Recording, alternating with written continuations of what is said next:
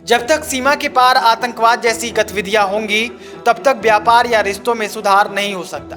भारतीय विदेश मंत्री एस जयशंकर ने इस्लामाबाद में संघाई सहयोग संगठन यानी एससीओ शिखर सम्मेलन में यह बात कही है। 2015 के बाद यह पहली बार है जब कोई भारतीय विदेश मंत्री पाकिस्तान पहुंचा है।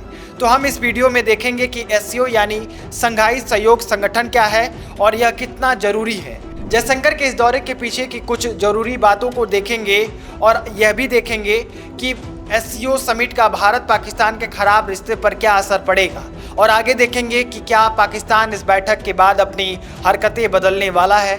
दोस्तों, एस जयशंकर को अपने मजबूत बयानों के लिए जाना जाता है। वह अक्सर किसी इंटरव्यू में हो या किसी विदेश यात्रा पर हो, इशारों में कई बड़ी बातें कह देते हैं। 15 और 16 अक्टूबर को होने वाले संघाई सहयोग संगठन के 23वें बैठक में शामिल होने के लिए वह पाकिस्तान पहुंचे, जहां से आई तस्वीरें आपने देखी होंगी। ट्रेडिशनल ड्रेस में बच्चे उनका स्वागत करते दिखे। एयरपोर्ट पर पाकिस्तानी विदेश मंत्रालय के एक अधिकारी ने उनका स्वागत किया। स्वागत के लिए रेड कारपेट बिछाई गई, लेकिन उस समय एस जयशंकर का जो स्वैग देखने को मिला, काला चश्मा, फॉर्मल ड्रेस के साथ वह जिस तरीके से कॉन्फिडेंस के साथ चल रहे थे, वह पूरी मीडिया पर छाया रहा। इस्लामाबाद में 15 अक्टूबर को बैठक में पाकिस्तान के प्रधानमंत्री शहबाज शरीफ ने उनका स्वागत किया, जिनकी तस्वीरें आपने देखी होंगी। दोनों नेता इतने करीब होने के बावजूद दोनों देशों की दूरियां इस तस्वीर में साफ दिख रही थी। दोनों ने हाथ भी मिलाया, लेकिन यह सिर्फ औपचारिकता थी, क्योंकि अपने दौरे के ऐलान के समय ही एस जयशंकर ने यह साफ कह दिया था कि उनका पाकिस्तान जाने की वजह सिर्फ संघाई सहयोग संगठन की बैठक है। द्विपक्षीय बातचीत का कोई प्लान नहीं है। यही बयान पाकिस्तान के विदेश मंत्रालय ने भी दिया है। लेकिन क्या यह दौरा सिर्फ एससीओ की बैठक तक सीमित रहा? तो इसके लिए हमें पहले संघाई सहयोग संगठन के बारे में जानना पड़ेगा। दोस्तों, इंडिया वर्ल्ड के कई बड़े संगठनों का सदस्य है। एससीओ भी ऐसा ही एक संगठन है, जिसकी स्थापना कजाकिस्तान और चाइना ने 2001 में की थी। उस समय चीन, कजाकिस्तान, किर्गिस्तान, रूस, तजाकिस्तान और उज्बेकिस्तान इसके सदस्य देशों में से थे। बाद में बेलारूस और ईरान को भी इसकी सदस्यता मिली। 2017 में भारत और पाकिस्तान को भी इसका सदस्य बनाया गया।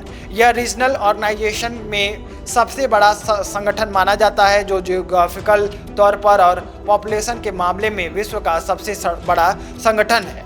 एससीओ यूरो एशियाई राजनीतिक, आर्थिक, अंतर्राष्ट्रीय सुरक्षा और रक्षा पर बात करता है। वैसे तो इस संगठन पर चीन का बड़ा इम्पैक्ट देखने को मिलता है, लेकिन रूस और ईरान जैसे बड़े देशों के सदस्य होने की वजह से चीन ज़्यादा हावी नहीं हो पाता। भारत ने भी शुरुआत से ही इस पर गहरी छाप छोड़ी है, क्योंकि भारत का स्टैंड हमेशा से साफ रहा है, और यही कारण था कि जयशंकर ने पाकिस्तान जाने से पहले ही अपना पर्पस बता दिया था। लेकिन सवाल यह है कि आखिर एससीओ भारत के लिए इतना ज़रूरी क्यों है कि उसकी बैठक में शामिल होने के लिए विदेश मंत्री पाकिस्तान जाने के लिए तैयार हो गए, और इसकी वजह से भारत को क्या फ़ायदा होने वाला है।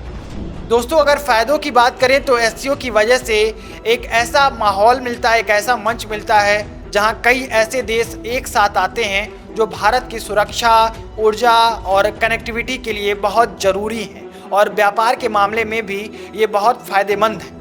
कजाकिस्तान, उज्बेकिस्तान, तजाकिस्तान और किर्गिस्तान भारत के लिए बेहद खास माने जाते हैं। ईरान और रूस भी इंडिया के लिए काफ़ी ज़रूरी हैं।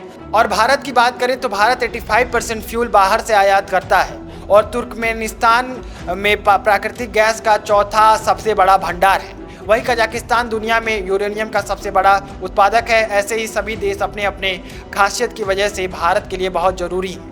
हालांकि इनके अलावा भारत से सबसे ज़्यादा तनावपूर्ण पड़ोसी माने जाने वाले चीन और पाकिस्तान भी संगठन का हिस्सा हैं। जब भारत इसका सदस्य बना तो कुछ लोगों ने इसकी आलोचना की थी, लेकिन बाद में इसके महत्व को देखते हुए इसे सही कदम माना गया। दोस्तों, अगर बैठक की बात करें तो 16 अक्टूबर को एससीओ की बैठक में एस जयशंकर ने कहा, हम एक मुश्किल समय से गुजर रहे हैं। इस वक्त दो बड़े संघर्ष चल रहे हैं जिनका वैश्विक असर है। कोविड महामारी ने विकासशील देशों में लोगों को संकट में डाल दिया है। एस जयशंकर ने कहा कि एससीओ के चार्टर में आपसी सहयोग की बात कही गई है, लेकिन ये सहयोग तब हो सकता है जब ये सहयोग आपसी सम्मान और संप्रभुता समानता पर आधारित हो। इसे क्षेत्रीय अखंडता और संप्रभुता को मान्यता देनी चाहिए। इसे वास्तविक भागीदारी पर बनाया जाना चाहिए, ना कि एक तरफा एजेंडे पर। एस जयशंकर ने कहा कि ये जरूरी बात है कि हम ईमानदारी से बातचीत करें। अगर विश्वास की कमी है या सहयोग अपर्याप्त है, अगर मित्रता कम हो गई है और अच्छे पड़ोसियों की भावना कहीं गायब है, तो निश्चित रूप से आत्मनिरीक्षण और इसमें संबोधन करने की ज़रूरत है। इसलिए ये केवल तभी संभव है जब हम चार्टर की प्रति अपनी प्रतिबद्धता की पूरी ईमानदारी से पुष्टि करें, तभी हम एक हो सकते हैं। दोस्तों, एस जयशंकर ने चीन और पाकिस्तान को इशारों में कई बातें सुनाई और जैसे मैंने पहले ही बताया कि शहबाज शरीफ से हाथ मिलाते समय जयशंकर का स्वैग कुछ अलग ही था। लेकिन क्या वाकई में इस विजिट का भारत पाकिस्तान के रिश्तों पर कोई असर नहीं पड़ेगा? दोस्तों, दोनों देशों के नेताओं के बीच सीधी बातचीत का कोई प्लान नहीं था। एस जयशंकर ने साफ कहा था कि उनका दौरा सिर्फ एससीओ की बैठक के लिए है। ऐसे में यह स्पष्ट है कि अभी भी दोनों देशों के बीच बातचीत का माहौल नहीं है। जयशंकर ने यह भी कहा कि जब तक सीमा के पार ऐसी गतिविधियां होंगी, तब तक व्यापार या रिश्तों में सुधार नहीं हो सकता। इससे वर्ल्ड को यह मैसेज देने की कोशिश की गई कि भारत पीछे हटने वालों में से नहीं है और पाकिस्तान को लेकर भारत का रुख जो है एकदम साफ है। जब तक पाकिस्तान आतंकवादियों को पालता रहेगा, तब तक यह बात संभव नहीं है। हालांकि पाकिस्तान के प्रधानमंत्री शहबाज शरीफ ने जयशंकर का जिस तरीके से स्वागत किया, वो सब चर्चा में रहा, लेकिन यह स्वागत केवल औपचारिक था। पाकिस्तान हमेशा से ही अपने गलत मंसूबों की वजह से बदनाम रहा है। साफ कहें तो एससीओ समिट के बाद भारत पाकिस्तान के रिश्तों में कोई सुधार होता नहीं दिखता। लेकिन अगर पाकिस्तान अपनी हरकतों से बाज आता है और आतंकवाद पर काबू पाने के लिए ईमानदारी से कोशिश करता है, तो भविष्य में द्विपक्षीय वार्ता के लिए भारत दरवाजे खोल सकता है। लेकिन फिलहाल दरवाजे बंद ही हैं। आप देख रहे हैं संपन्न भारत। मैं आपके साथ अभय राव। आपको ये रिपोर्ट कैसी लगी मुझे कमेंट बॉक्स में बताइए। बाकी आप भारत पाकिस्तान और भारत चीन के रिश्तों पर क्या राय रखते हैं, इसके बारे में भी लिखिए और अगर कोई सुझाव है तो हमें कमेंट बॉक्स में ज़रूर दीजिए। बहुत बहुत धन्यवाद।